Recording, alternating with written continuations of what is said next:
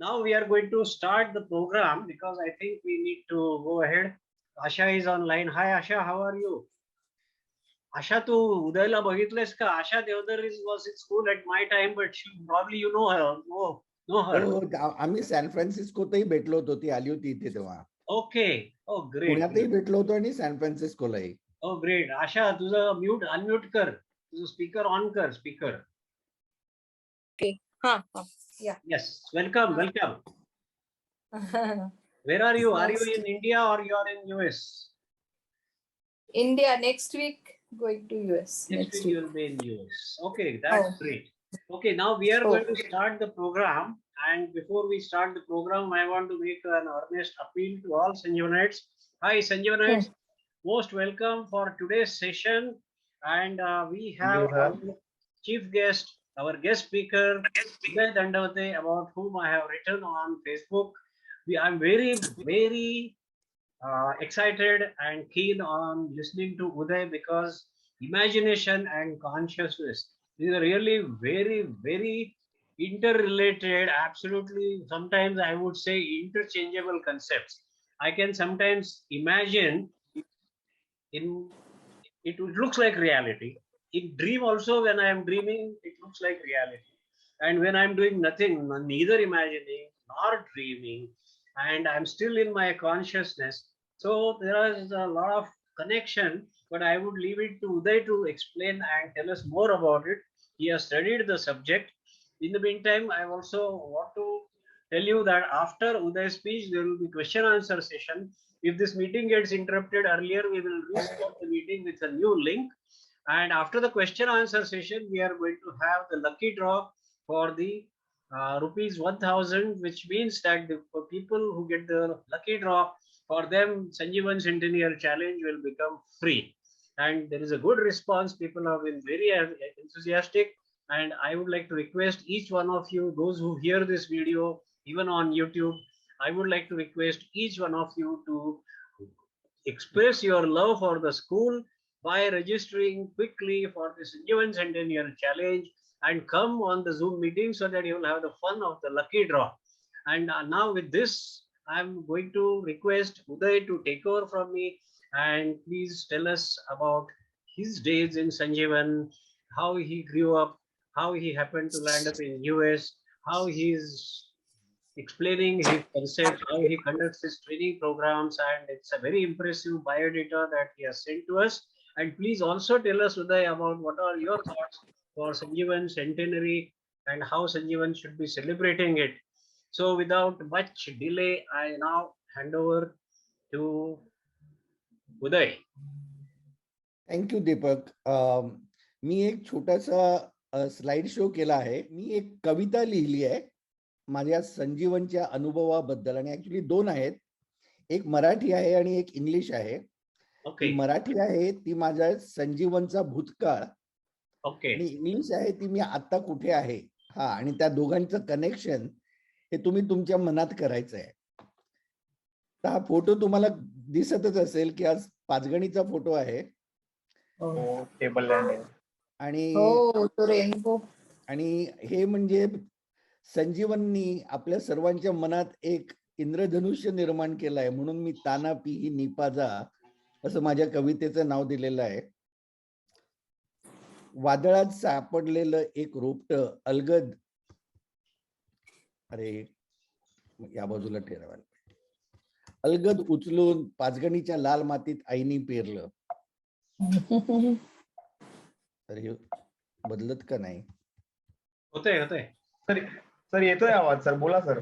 नाही त्याचं स्लाइड बदलत नाही. आता स्लाइड आली नाही, पुढची स्लाइड आली. एक नाना घरी राहिले पण शरद नाना खंबीर होते. आई तर नेमाने भेटतच होती दर आठवड्याला पत्र रूपाने गप्पा मारायला.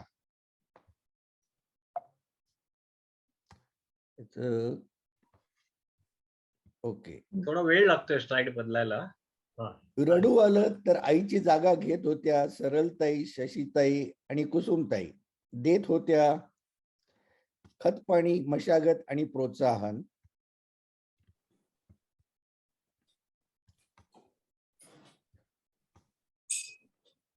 साथीला होत्या दराखोऱ्यातनं वाहणाऱ्या वाऱ्यांच्या शिट्या, पावसाळ्यातल्या मातीचा सुगंध, स्ट्रॉबेरी, जांभळं आणि आवळे यांची जिभेवर रेंगाळणारी चव, टेबल लँडवरची बोचरी थंडी आणि रात्री डॉमेट्रीच्या जाळींवर चमचमणारे काजवे. अभ्यास आणि छंद यामध्ये हळूहळू रमत गमत बहरत होती अनेक रोपटी. एका सुरात गात होती, विकसित मन हो, पुलकित तन हो, सहजीवन का अमर मंत्र हो. संजीवनची खरी देण कुतूहल, संवेदना आणि जाणीव आणि मोकळं, हलकं, लवचिक, निर्भीड आणि अविचलित आणि सुदृढ मन. ही माझी संजीवनला ट्रिब्यूट. हे माझे त्यावेळचे फोटो. तुम्हाला टेबल लाईन वरचा लेख आठवत असेल, तिथे कारवा हा सिनेमा शूट झाला होता माझ्या वेळी. या फोटोमध्ये सर्वात वरती मी, आणि हा अशोक आहे का? आय थिंक हा अशोक असेल. Ashok? I am not sure. Ashok is supposed to be online, but he's in busy, I think. Yeah, another function. आणि मधल्या फोटोमध्ये अरुंधती, मी, चंद्रशेखर घारपुरे, दिलावर काझी आणि दिलीप चव्हाण. आणि ते वरच्या फोटोला आहे ना, ते विश्वंभर सर तू आहे आणि ते उपाध्याय आहे तो. अच्छा, उपाध्याय. अच्छा, मला वाटलं अशोक जवेरी. आणि मग अर्थात खाली लेफ्टहून तिसरा मी आहे. खाली चौथा मी आहे तिकडे. राईटला चौथा मी आहे. Very good. आणि मला भिंगारडे दिसतो इकडे. कोण? भिंगारडे आहे ते, अभिजित भिंगारडे पहिला लेफ्टला. हा, आणि नंतर मग मध्ये दत्तप्रसाद देशपांडे दिसतोय मला मध्ये. होय होय होय होय. हा, एनिवे, आणि ही माझी संजीवनच्या अनुभवाची कविता. आणि आता ही आहे संजीवनमुळे मी आता काय आहे. आता ऍक्च्युली मी गेल्या वर्षी हे पुस्तक लिहिलं लहान मुलांसाठी. त्याचं नाव फाइंडिंग युअर बीबो, म्हणजे finding your inner child. Okay. And it is very important that we never lose contact with our inner child, because that is what keeps us fresh. त्याबद्दल मी कविता लिहिली आहे. I am still a child. एक minute सगळे. I can wander without fear, because even when I am lost, I remain curious to explore my paths, expand my horizons, and find my way. I can start without knowing where I am going, because I know there is more to see than what I know exists. I can search and scan my surroundings, because I know there is more to know and discover than what I know there is to find. I can fly without wings and run with tired legs, because my imagination is free from doubt, fear, and judgment. I'm never alone. Every human I have met, every moment I have lived, every story I have heard, every memory I have preserved, give me the energy and the will to be alive, to observe, to absorb, to share, and to spread love and hope. My nest egg is my relationships, my memories, and my curiosity. I'm not afraid of death, nor do I want to prolong my life, because I know till the last breath, I'll retain an irrepressible enthusiasm for life. And when it's time to go, I'll have a restful sleep. I'll sleep like a child. ही माझी कविता. संजीवनमुळे मी जसा घडलो, त्यामुळे आता आजच्या क्षणाला माझं मनस्थिती अशी आहे. 2 कविता वाचून मी आजचा आपला संवाद सुरू करणार आहे. म्हणजे हे मला लेक्चर म्हणायचं नाहीये, मला संवाद म्हणायचा आहे. I can speak in English and in Marathi both. So I know we have people who want to speak both the languages. I can speak Gujarati also. So if you want to, my wife is Gujarati. Oh, really? हाँ, तो તમને જે કઈ ભાષામાં બોલવું હોય એમાં બોલો અને હું તમારી સાથે વાત કરીશ. વાત છે, બહુ સરસ શીખી ગયા ગુજરાતી તમે. હા, હું 6 વર્ષ અમદાવાદમાં પણ ભણ્યો છું, એટલે તો ગુજરાતી બહુ સારી રીતે જાણું છું. I missed you in Ahmedabad. I was very near to you. I was in Vadodara. If I knew, I could have met you in Ahmedabad. Anyway. Okay. Anyway सर्वात आधी नॉर्मली मला संवाद हा प्रश्नांवरनं सुरुवात करायला आवडतो. कुणाला काही प्रश्न आहे का? काही प्रश्न विचारा. बोलण्यासारखं बरंच आहे, पण तुमच्या प्रश्नांपासून सुरुवात. कवितेची स्फूर्ती कशी मिळाली कविता लिहायची? फारच सुंदर प्रश्न आहे. आता सर्वात गंमत सांगतो, माझी मुलगी जेव्हा 5 वर्षाची होती तेव्हा मी एक कविता बनवली, माझ्या आयुष्यातली पहिली कविता. आणि तिने मला सांगितलं की बाबा तू परत कधी कविता लिहू नकोस. इतकी बेकार कविता होती, त्याच्यात काही अर्थ नव्हता, काही नव्हतं. मी आपला प्रयत्न केला होता, त्याच्यानंतर कधी कविता लिहिली नाही. पण 3 वर्षापूर्वी एकदा मी एका डोंगर माथ्याला गेलो होतो आणि तिकडनं सॅन फ्रान्सिस्कोकडे बघत होतो. आणि तेव्हा एक हलकस पीस हवेत वाहत असं आलं आणि असं मला चाटून निघून गेलं. त्या रात्री मी रात्री 2 वाजता उठलो आणि त्या पिसामध्ये मी दिसलो आणि मी एक कविता लिहिली, अन अनटक्ड फेदर म्हणून. आणि त्यानंतरचे 9 महिने मध्ये मध्ये असे झोपेतनं उठून रात्री 1 किंवा 3च्या मध्ये एक कविता स्फुरायची आणि मी लिहायचो. आणि मग जवळजवळ 30-35 कविता लिहून झाल्या. मग माझ्या बायकोनी रोहिणीने मला सांगितलं की तू हे पुस्तकच कर ना. तेव्हा ते पहिलं पुस्तक केलं. त्याचं नाव, हे माझं पहिलं पुस्तक. आणि त्याची गंमत अशी की तुम्ही बघत असाल की त्याच्या मुखपृष्ठावरती काहीच लिहिलेलं नाहीये, मागेही काही लिहिलेलं नाहीये. फक्त त्याच्या स्पाईनवर नाव आहे पुस्तकाचं. त्याचं नाव आहे अ window for a home without walls, life imagination design. तर त्यामुळे त्याचं मी माझा एक हे आहे, माझा शिक्षक माझ्या अहमदाबादच्या नॅशनल इन्स्टिट्यूट ऑफ डिझाईन मधला, त्याला मी माझं मॅन्युस्क्रिप्ट पाठवलं कवितांचं. आणि मी त्याला म्हटलं हे काय मला कळत नाही, इतकी वर्ष कधी कविता केली नाही, केली एकदा ती एकदम भिकारचोट केली. आणि आता एकदम कशी काय स्फुरली, अख्खं पुस्तक भरता येईल एवढ्या कविता कशा काय आल्या. तर त्यांनी जे उत्तर दिलं ते खरं तुझ्या प्रश्नाचं उत्तर, कल्पना. तो म्हणाला, त्यांनी मला एक उर्दू शेर सुनावला. तो अल्लाना इक्बाल हा जो एक फार मोठा कवी निघून आला होता त्याचा, की हजारों साल नरगिस अपनी बेनुरी पे रोती है, बड़ी मुश्किल से होता है चमन में दीदावर पैदा. की एका जंगलात कुठेतरी अंधारात एक कळी उमलत होती, छोटीशी कळी.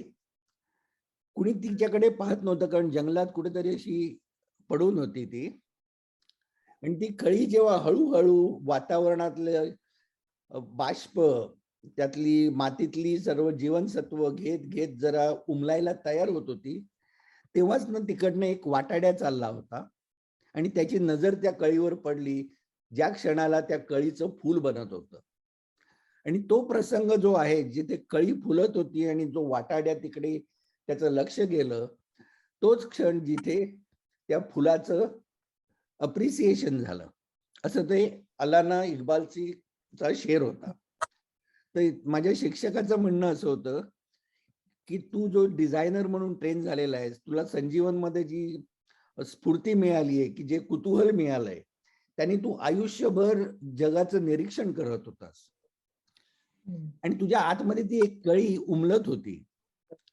आणि ज्या क्षणाला त्या कळीचं फूल व्हायला झालं, तो क्षण अवतरला, तेव्हा तुझं लक्ष त्या फुलाकडे गेलं आणि ते फूल म्हणजे तुझी कविता. पण याचा अर्थ काय, की आपण आयुष्यभर मन मोकळं करून, डोळे उघडे ठेवून आजूबाजूचे सर्व वातावरण बघत राहायचं, त्याच्याबद्दल कुतूहल निर्माण करायचं आपल्या मनात. आणि कधीतरी ते सर्व एकत्र येऊन एक आपल्याला काहीतरी सुंदर आविष्कार निर्माण होतो. So that is my answer to your question. Oh, thanks. Thanks, Uday. आणि कोणी anybody else any question? Devesh भाई? I can relate this with myself also. Self-realization in your subconsciousness. You always register things livingly, but you don't relate it to anything else. But at times, at later stage, you recollect all those things in your subconsciousness mind, and you relate it that time. So this is what happened to you, according to you. Absolutely. That's what I do. Absolutely.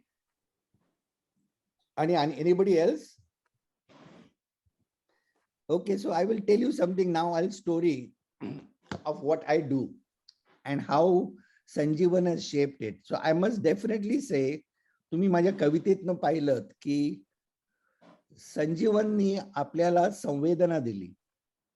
And I want to translate some parts of my poem into English, because that's an important way to, for those of you who want to understand the subtleties of what my Marathi Kavita said, I would like to communicate that.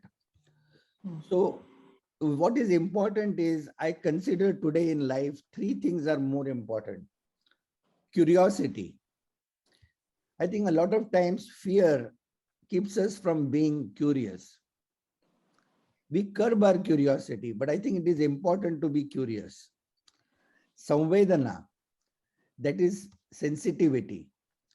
When we deal with each other, when we deal with the world, we deal with the environment, we need to activate our sensitivity.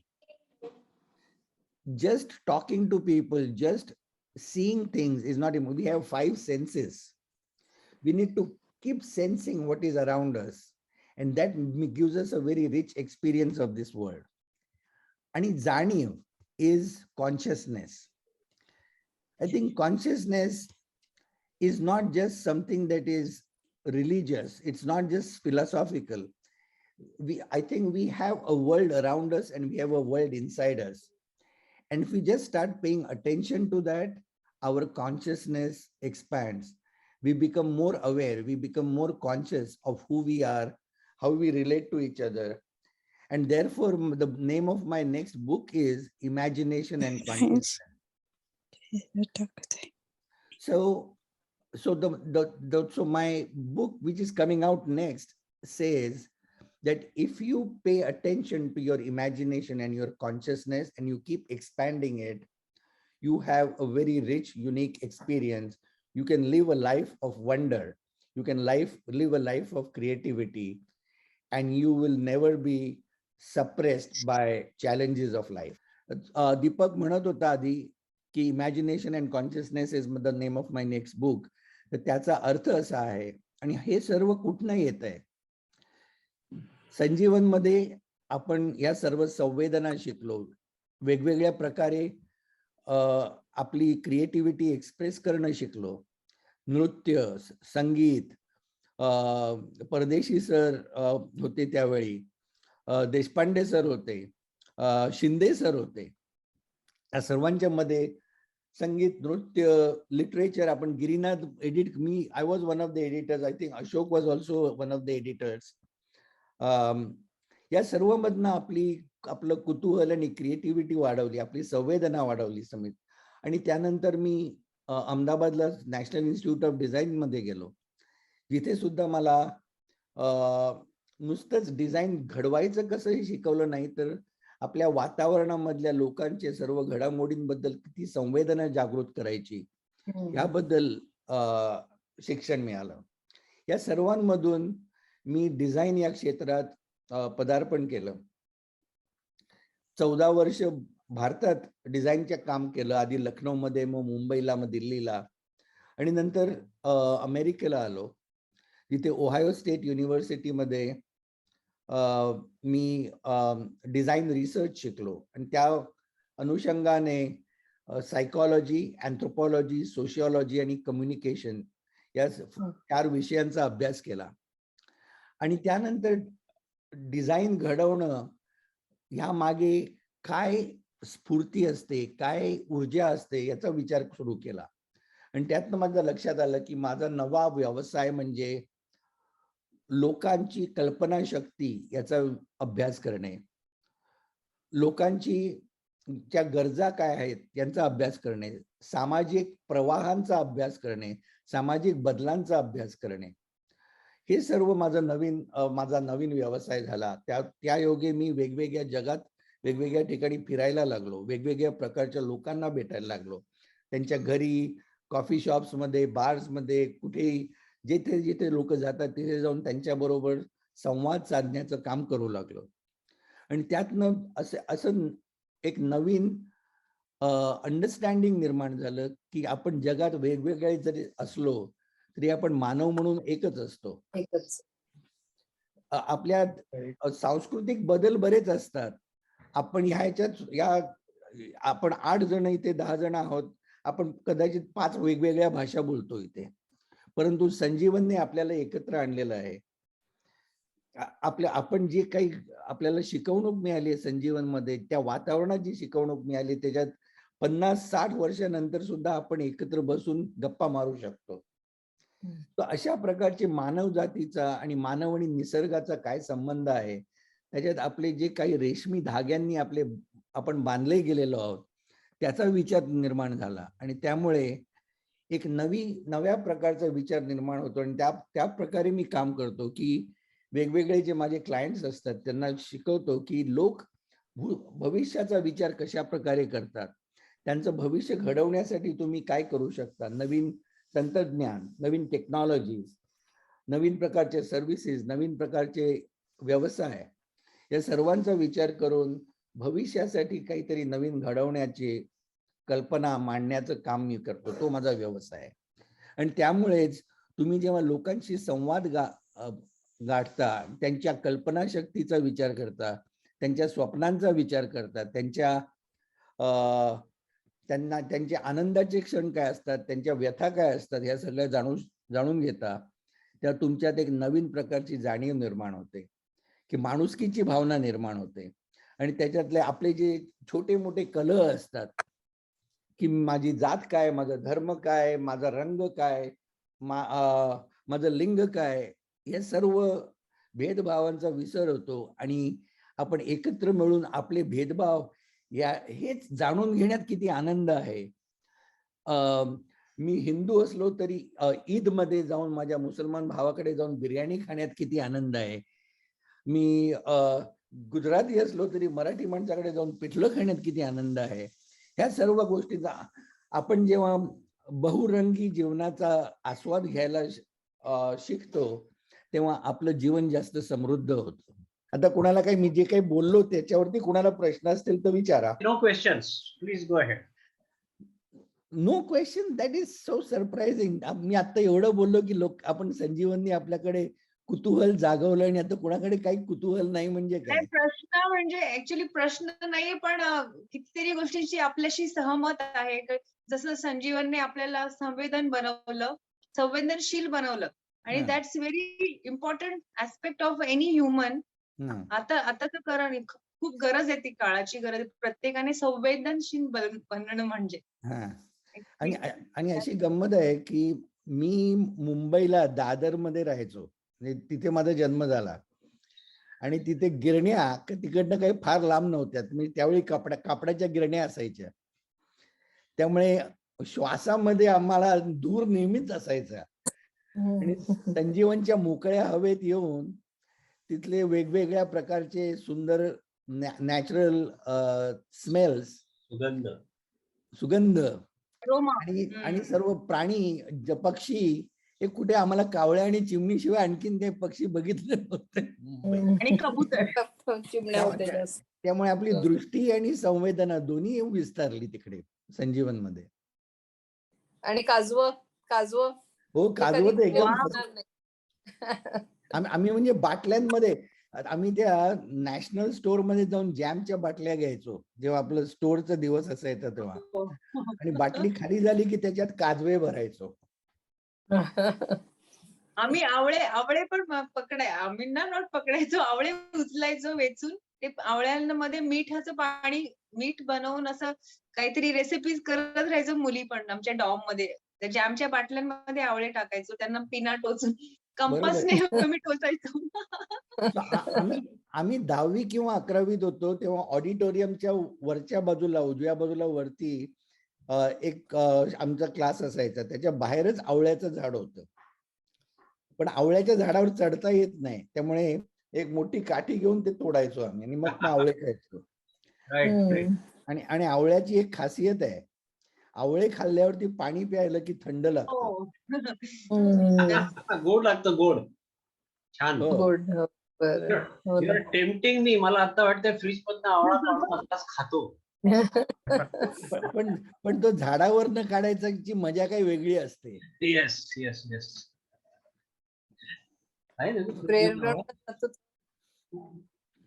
बरं, आणखी मग आणखी प्रश्न नसतील तर मी माझ्या दुसऱ्या पुस्तकाबद्दल बोलतो. हे जे पुस्तक आहे ते फार त्याची इंटरेस्टिंग गोष्ट आहे. जेव्हा मी माझं पहिलं पुस्तक प्रकाशित केलं, हे क्रांती, तू आधी होतीस का मी बोलत होतो तेव्हा? हो, मी थोड्या होते मी, म्हणजे मुखपृष्ठ दाखवलं तो पार्ट मी बघितला. ओके.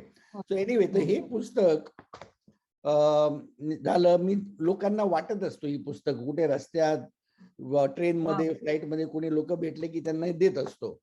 तर माझा एक मित्र आहे, त्याच्या बायकोला दिलं. ती लहान मुलांबरोबर काम करते, म्हणजे ती एक तिची पोटरी घेऊन त्याच्यात सर्व खेळांच्या वस्तू घेऊन वेगवेगळ्या घरांमध्ये जाऊन बेबी सिटिंग करताना मुलांना क्रिएटिव्हिटी कशी त्यांच्यात निर्माण करता येईल हे काम करते. तर तिला तिकडले पेरेंट्स मेरी पॉपिन्स म्हणतात. तर तिला मी हे पुस्तक दिलं, तर तिने असं मला एक दिवशी रात्री 10 वाजता मला तिचा टेक्स्ट मेसेज आला. ती म्हणाली, मी तुझं पुस्तक वाचलं आणि वाचताना या तुझ्या कविता आहेत असं मला वाटलं नाही. I felt like this is my inner voice talking to me. ती म्हणाली की अरे, I have an idea. I would like to write a book like this for children, for them to talk to their inner voice. तर तिने मला रात्री 10 वाजता text message पाठवला. मी डोळे बंद केले, 15 मिनिटात डोळे परत उघडले आणि मी हे पुस्तक लिहायला सुरुवात केली. ते रात्री डोळे उघडले तेव्हा बघितलं 1 वाजला होता. 4 वाजेपर्यंत पूर्ण पुस्तक लिहून झालं.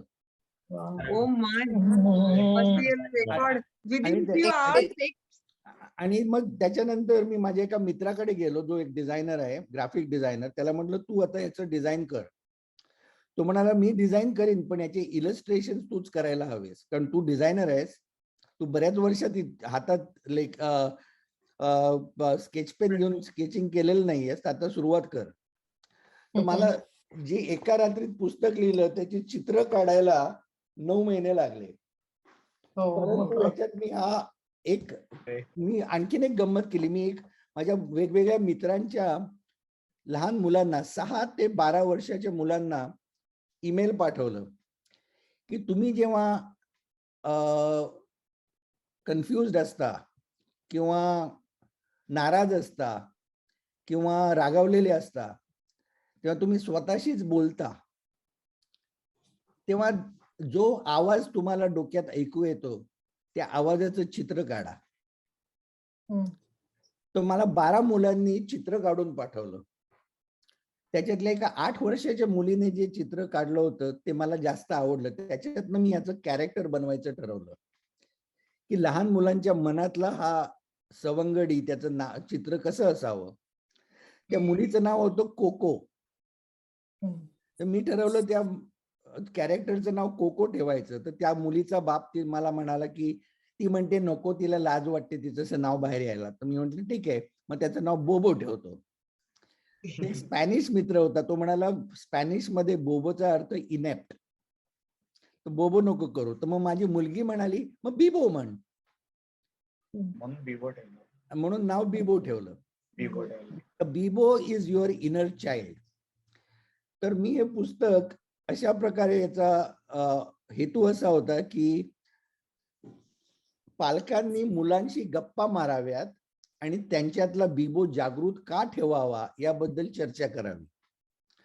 आणि याच्यातला मेसेज असा आहे की तुमच्या मनात तुम्ही जरी लहान असला तरी तुमच्यात एक बाळक असतं आणि तुम्ही वाढत गेलात तरी ते बालक तुम्ही बालकच म्हणून त्याच्याशी संबंध जोडून ठेवायला हवा. किंवा जसे तुम्ही मोठे होत जाता तर हे बालकच तुम्हाला तुमच्यातली क्रिएटिव्हिटी, तुमच्यातलं कुतूहल, तुमच्यातलं संवेदना सर्व जागृत ठेवेल. आणि कधी कधी तुम्ही जेव्हा थकता, मोठे झाल्यामुळे थकता, तर तुमच्यातलं बालक तुम्हाला चेतना देतं. त्यामुळे अशा अर्थाने घेऊन केलं तर मला अनेक ते पुस्तक झालं गेल्या जून मध्ये मी प्रसिद्ध केलं. आणि दिल्लीतली एक 11 वर्षाची मुलगी, ती पण त्यावेळी बोलली. त्या आमचा एक दोन्ही पुस्तकांच्या वेळी मी जवळजवळ 250 लोक जवळजवळ 15-16 देशातनं एकत्र आले होते. त्याच्यात आमचं पुस्तक वितरणाचं काम झालं. पण याच्यानंतर मी अशाच रस्त्यात, विमानात कुठे लोक भेटले की त्यांना हे पुस्तक भेट देतो. आणि मग त्यांचे पालक येऊन मला अनेकदा ईमेल पाठवतात, म्हणतात अरे मुलांसाठी पुस्तक आहे पण ह्याची जास्त गरज मलाच आहे.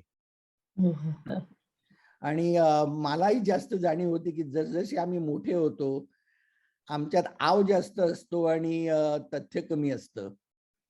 आणि ह्या पुस्तकामुळे किंवा अशा आमच्या मनातलं बालक जे आहे ते जागृत केल्यामुळे मला जास्त ऑथेंटिक विचार निर्माण होऊ शकतात.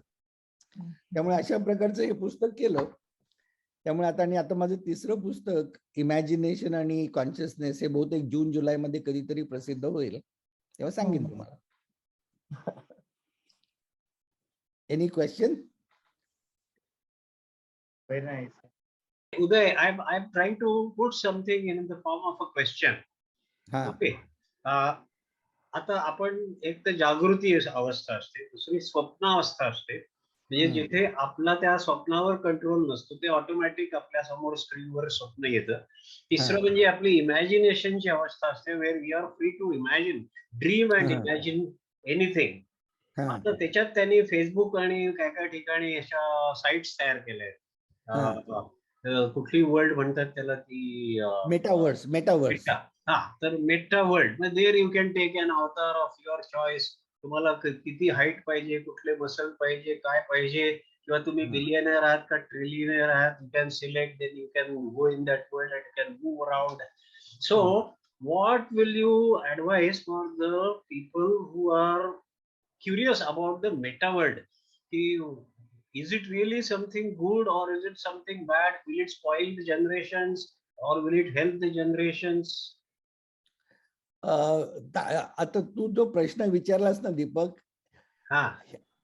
हाच माझ्या कामाचा केंद्रबिंदू आहे. कारण काय झालंय, फेसबुक म्हणा किंवा व्हॉट्सअप म्हणा, याच्यामुळे मित्र, जुने मित्र किंवा कुटुंबीय हे एकत्र आलेत, हेही खरं आहे. पण याचा एक दुसरा वाईट दुष्परिणाम असाही झालेला आहे की अफवा आणि खोट्या बातम्या यांचा प्रसारही फार जोरात चालू होतो. दुसरी गोष्ट झाली आहे, मी गेल्या महिन्यात माझ्या सोसायटीतल्या एका मित्राला, लहानपणच्या मित्राला फोन केला. त्याला विचारलं, काय रे बाबा, या आता कोविडचा आता परिणाम नसेल नाही काही तिकडे? तुम्हाला, अरे बाबा आता मुंबईत असं झालंय, म्हणजे आपल्या सोसायटीत असं झालंय की लोक खाली यायला घाबरतात. पूर्वी गेटावर बसून गप्पा मारणं, मारुतीच्या देवळावर बसून गप्पा मारणं हे सर्रास चालायचं, रोज चालायचं. आता आम्ही कोणी खाली येत नाही, 1-2 म्हातारे लोक सोडले तर कोणी खाली येत नाही. मी म्हटलं मग मुलांचं काय, खेळायला येतात की नाही? तुम्हाला 2 गोष्टी झाल्या आहेत. आपलं मोठं जे ग्राउंड होतं सोसायटीतलं, तिथे खेळायला जागाच नाहीत, गाड्या लागलेल्या आहेत. आणि मुलं घरी कम्प्युटरवर बसून खेळतायत. ते एकमेकांची खाली येऊन लगोरी, किती व्हॉलीबॉल, हे कधी काय आपण जे खेळायचो ते कोणी खेळत नाही. आउटडोर गेम्स बंद झाले सगळे. आउटडोर बंद झाले. आपण पाऊस पडला की बाहेर तुंबलेल्या पाण्यात खेळायला जायचो, कुणी येत नाही आता. आणि हे काय कोविडमुळेच नाही, हे सगळं या तंत्रज्ञानामुळे झालेलं आहे. तर काय झालंय की आता आपल्याला एक संतुलन साधायला पाहिजे की तंत्रज्ञानामुळे चांगल्या गोष्टी कशा करता येतील पण वाईट गोष्टी कशा दूर ठेवायच्या. याच्यासाठी तंत्रज्ञान शोधणं जास्त महत्वाचं नाही की लोकांचं भान राखणं जास्त महत्वाचं आहे.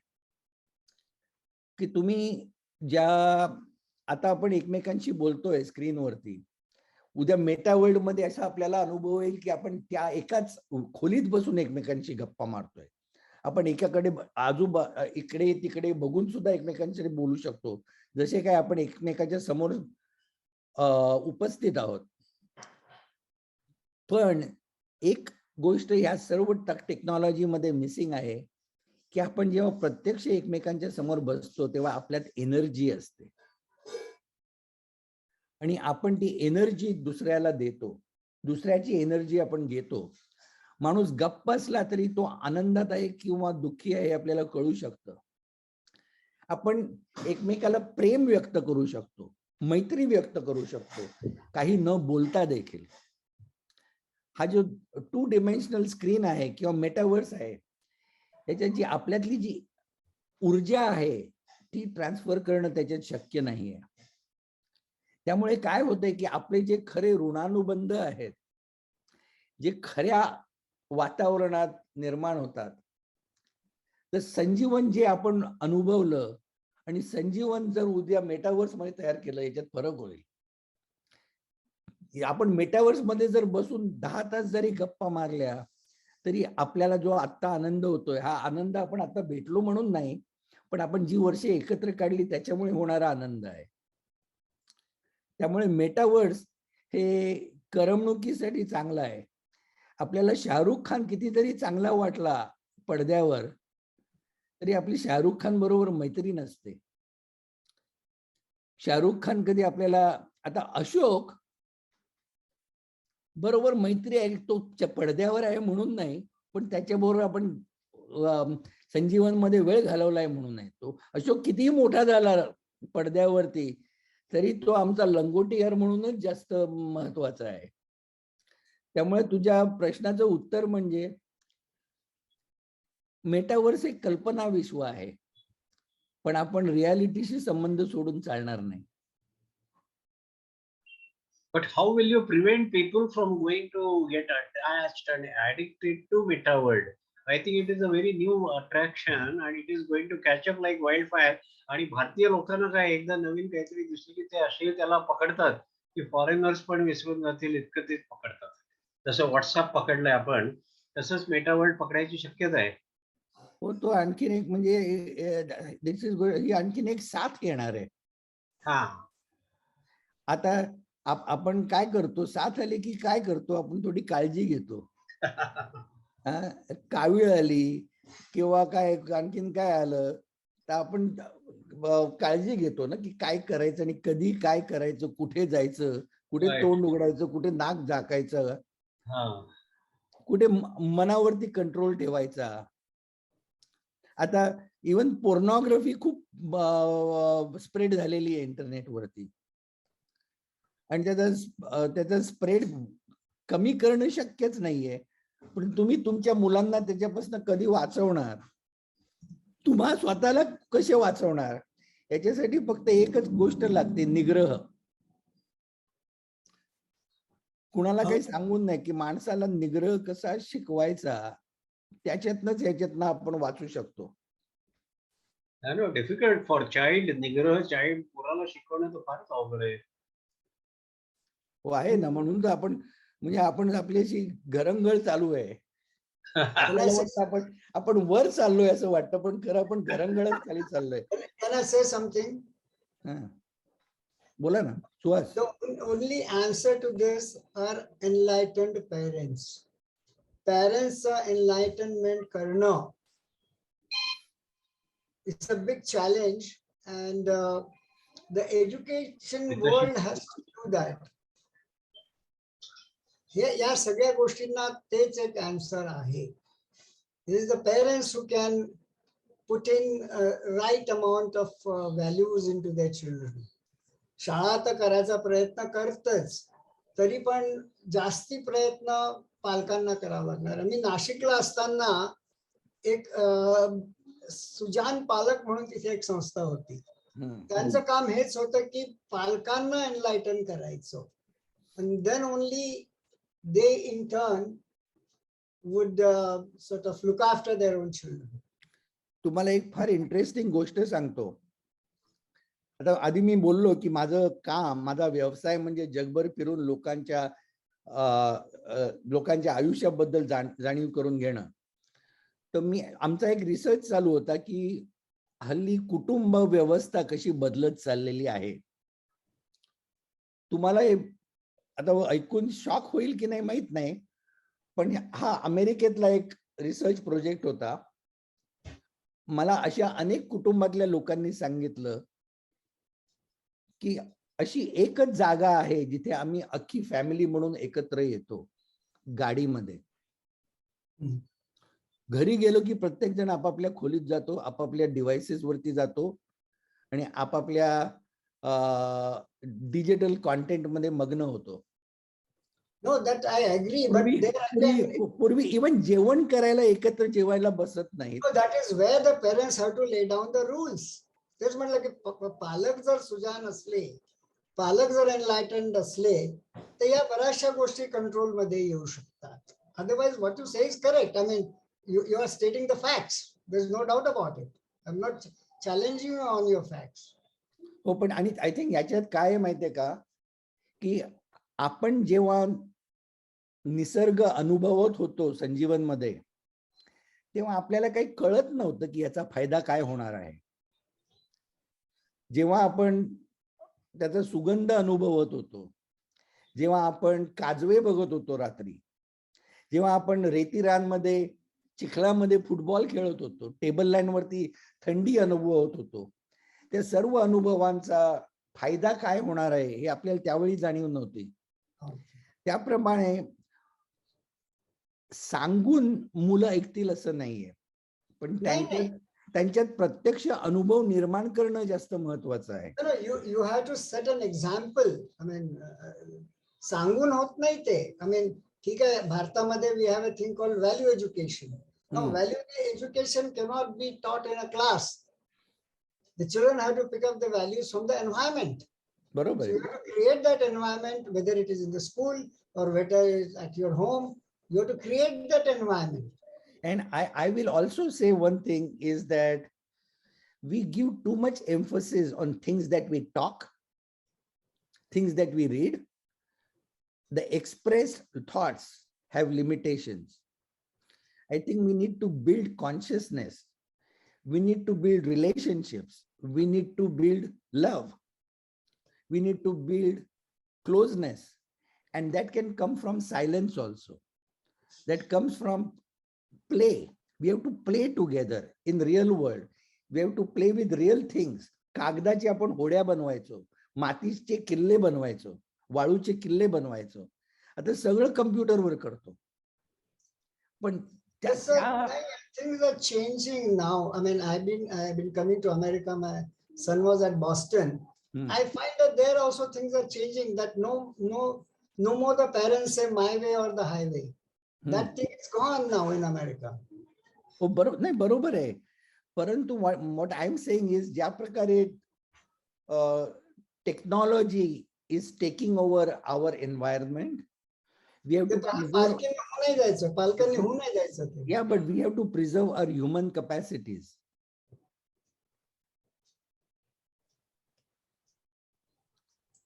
So that's what we are trying to do through my work is to, I work with a lot of technology companies, and my job is, I call them, when you deploy technology, you have to deploy it mindfully. You have to alert people, you have to engage with people, and not just create an addiction for technology.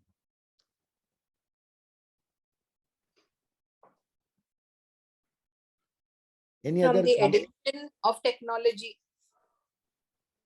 बोल कल्पना. Oh, Asha. Oh, so getting away from the addiction of technology is the crux of everything. That's what I feel, and how it. Absolutely. And everything has to be moderate. आता बेनाड्रिलचा एकच चमचा घ्यायचा असतो, अख्खी बाटली तोंडाला लावली तर काहीतरी गडबड होईल.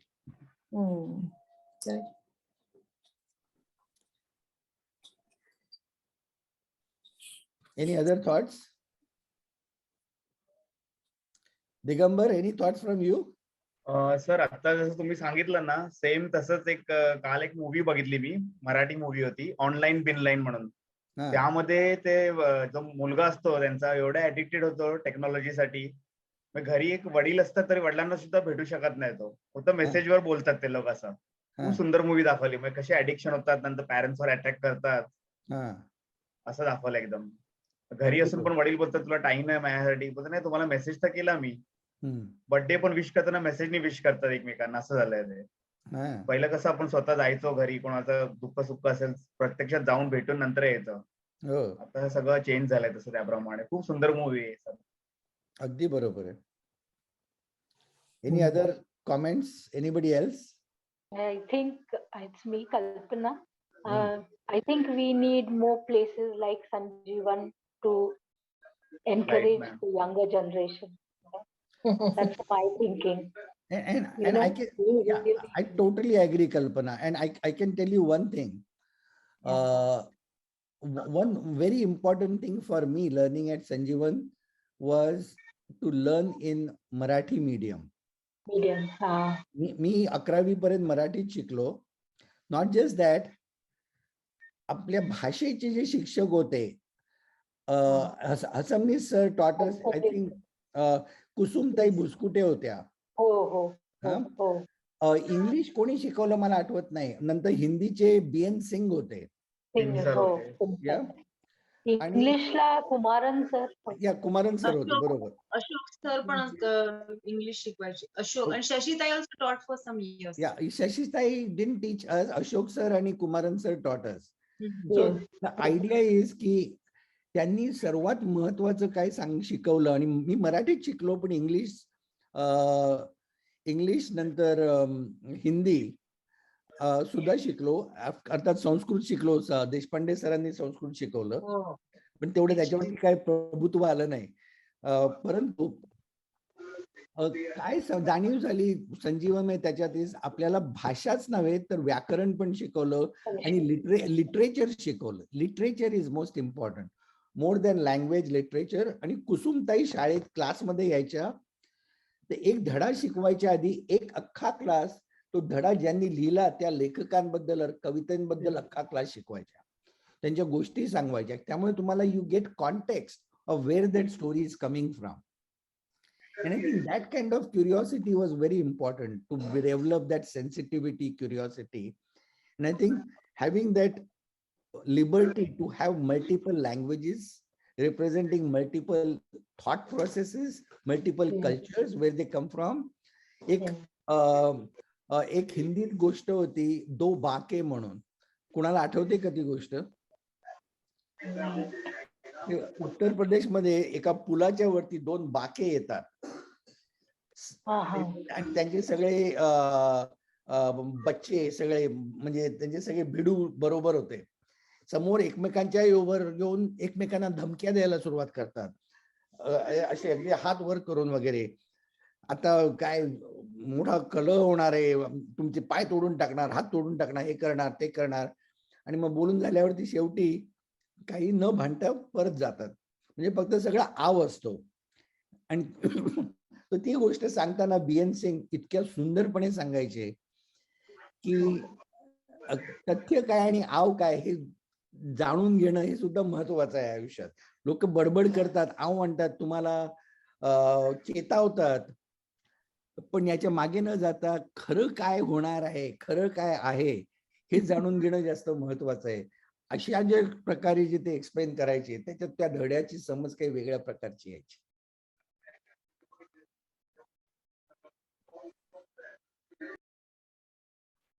Any other comment? Is Aditi still there? I think she left. I think she had to go. नाहीये सर, ते कुठे बाहेर जायचं तर निघाले ते. अच्छा, आणि कोण बोललं नाहीये? सुहास?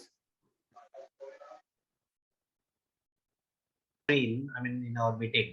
आणि अजून कोण? कल्पना बोलली. अलका मी बोलली. अलका, हाय, हाऊ आर यू अलका? अरे अरुण साळी आलाय. हा अरुण साळी पण आलाय अरे. अरुण साली आलाय. येस, तो हलका माझा बोल तू वर्गमित्र आहे. आता. दिस is more like to- an interactive session. Uday is a hardcore trainer, त्यामुळे तो प्रत्येकाला बोलतो जातोय. या So Kalpana, please go ahead. Please make any comment, anything. Kalpana, So na? according- No, Alka. Sorry, not Kalpana. yeah. Yeah. No, I was at Balvihar, so I joined a little late. But so you live in Ohio now? No, I live in San Francisco now. Oh, San Francisco. I see. Huh. Okay. Our daughter lives there. Where do you live? We'll be there in a few days' I time. live in Rochester, New York. China. Hmm. The Kodak city. Right, exactly. Used to be anyway. Huh. Not anymore. Well, I mean, Kodak is still here, but it's a small fraction of what it used to be. So Right. yeah. But luckily we haven't, we didn't sink. We're still hanging in there. I know. Yeah. So yeah, So you just interesting joined, talk. or you've been here for a while now? Yeah, No, since I mean- 1975, since I left school actually. Acha, okay. School Nice. madhe, I don't know if you recognize me. I think were you Arundhati's batch? I think so. Yes. Yes. So I was Puranik back then, Alka Puranik. Then of course I remember you. Right. Yeah, तेच वाटलं मला. Huh. Yeah. Okay, the So- name. Right. Yeah. So I was just there for 2 years, and I've been here, not in Rochester since 75, or in Rochester since 1982. So Arundhati, Ishani, Alkani, even Manjari Vernekar was your class, right? No, I was not their class. I was not Arundhati's class. I was 1 year younger. Madhuri 1 year and younger, te okay. sagde. Okay. Madhubala and all that, all Okay. those people. Nice. Abhijat. Nice. Yeah. आता अभिजात इथे आहे वॉशिंग्टनला. Oh, Abhijat ithe. Yeah. Right. Yeah. So we have 5 of our classmates are here actually. 8 Toronto la and 4 of us in the US. So we gather about once every summer. Hema कॅनडात असते. हेमा अच्छा. Shroff. Oh, okay. Right. आणि तिची बहीण ती पण असते ना इथे. रत्ना पुण्यात. I don't know her sister. Hema कुठे असते कॅनडा मध्ये? हेमा मला वाटतं मॉन्ट्रियलला असते. हा, मॉन्ट्रियल. अच्छा. आणि Ishani is in Boston area I think. Correct. या, राईट. एकदा ईशानीला भेटले होते मी बॉस्टन मध्ये. Wonderful. Okay. Now Yeah. what is the intention? Uday, you want Alka to ask you a question? Or just No, I don't have question, any comment, questions. I anything. enjoyed the talk. Okay. Now, I don't- okay. So what Arun Shari, please come on screen and please talk to us. Say hi, hello. Arun, मी तुला individual messages पण पाठवले. जेवायला येतो की नाही मंगळवारी? काय आहेस, कुठे, ऐकतोयस का अरुण? तो येणार आहे असं म्हटलं मला सकाळी. हा तो अरुण येणार आहे असं म्हटलं मला सकाळी. तो मी अरे वा. फोन कर त्याची गोष्ट केली होती. अरे तो ओके. उद्या येणार आहे तुमच्या बरोबर. अरे वा, वा. ऐकतोय? अरुण ऐकतोय का? पण अरुण आता ऍबसेंट आहे. हम्म. बरं, अरुणला फोन कर. देवेश, अरुणला एक फोन कर. त्याला लाईन वर ये. He has gone out of हो, सांगतो. मीटिंग. ते ठीक आहे. मला चल एक आता आठवण Uday, I think you continue. आणि this meeting we will again restart with the same link. When this meeting gets interrupted, will restart with the same link. Sir. Please continue. I have one query. Can I ask? या, go ahead please. या, कल्पना. नाही, मला एक तुम्हाला विचारायचं आहे की रायटिंग जे तुम्ही करता, हा. नवीन कोणाला रायटिंग मध्ये इंटरेस्ट असेल तर त्यांना कसं पुढे जावं? That is a good idea, question. I think त्यांनी सर्वात पहिली गोष्ट करायला हरकत नाही की एक जर्नल लिहायला सुरुवात करायचं. आणि ते कुणाला दाखवायचं नाही. पाहिजे तर त्याला असं दोरीने बांधून ठेवायचं. पण आपल्या मनात जे काही विचार येतील ते लिहायला सुरुवात करायची. आणि काही दिवस ते केलं की नंतर मग कुणाला तरी दाखवण्यासाठी काहीतरी लिहायला सुरुवात करायची. आणि काही गोष्टी आज काय झालं माझ्या आयुष्यात, आणि काही असेल की मी मुंबईच्या लोकल ट्रेन मध्ये एक गमतीदार माणूस भेटला त्याच्याबद्दल लिहायचं, किंवा कुठेतरी काहीतरी बघितलं त्याच्याबद्दल लिहायचं, काही कुठेतरी जेवलो त्याच्याबद्दल लिहायचं, काय आवडलं, कसं लिहिलं. आणि मोस्ट इम्पॉर्टंट इज लिहिण्यासाठी बघावं लागतं, आजूबाजूला बघावं लागतं वस्तू नोटीस कराव्या लागतात. त्यामुळे एकदा कमिटमेंट केली की मी आज काहीतरी लिहिणार, की मग शोधाशोध सुरू होते की आज मी कशाबद्दल लिहू, आणि त्याच्यातनं उत्सुकता निर्माण होते, त्याच्यातनं नवीन कल्पना यायला लागतात. Nice, thank you. Did I answer your question? Yes, very much, yeah. Who else? Any other comment, question? So are you working now, Uday, or are you retired? Oh, no, I won't retire ever. So where is your main job? Maybe you mentioned it in the beginning. I wasn't online in the beginning. So my office is in San Francisco, but last 2.5 years.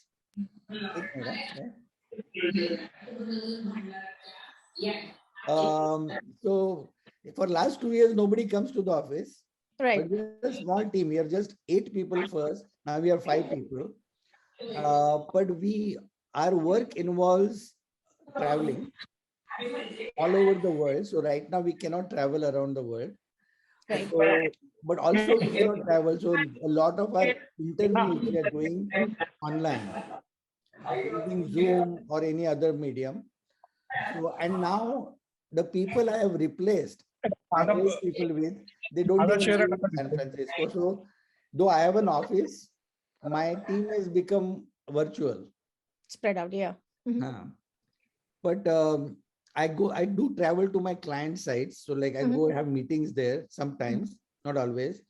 My other team members are still not traveling. I did one project, म्हणजे Covid आणि तो Omicron याच्यामध्ये जवळजवळ एक 3-4 महिने gap आली होती.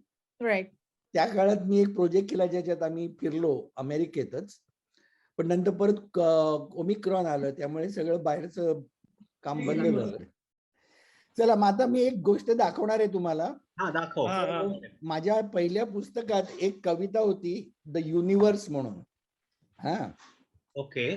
आणि ते पुस्तक वाचून माझ्या एका मित्राचा मुलगा जो कार्नेगी मेलन युनिव्हर्सिटीमध्ये म्युझिक कॉम्पोजिशन शिकतो, त्यांनी एका कवितेचं म्युझिक मध्ये रूपांतर करायचं ठरवलं.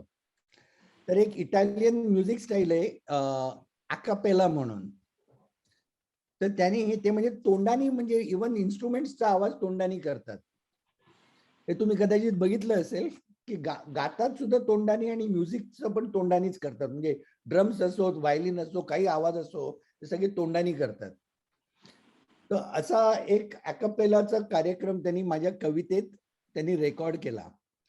तो बघून मी त्याचा व्हिडिओ बनवला. तर आता what you are going to see is a music video called the universe.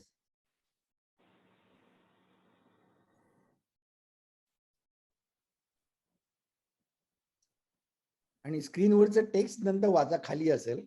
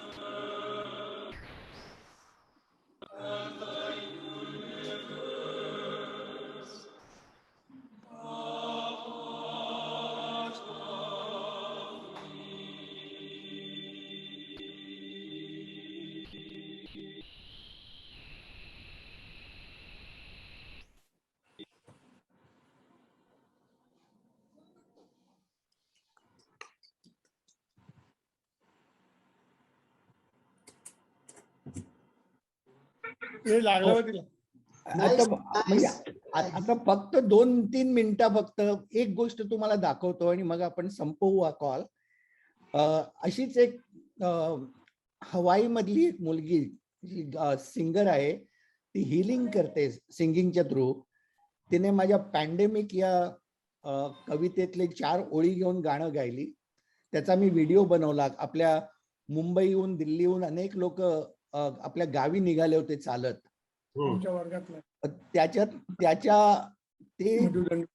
ते बघून तुम्हाला अजून स्क्रीनवरती दिसतंय ना? हो हो हो दिसतंय. ते घेऊन मी कविता बनवली होती.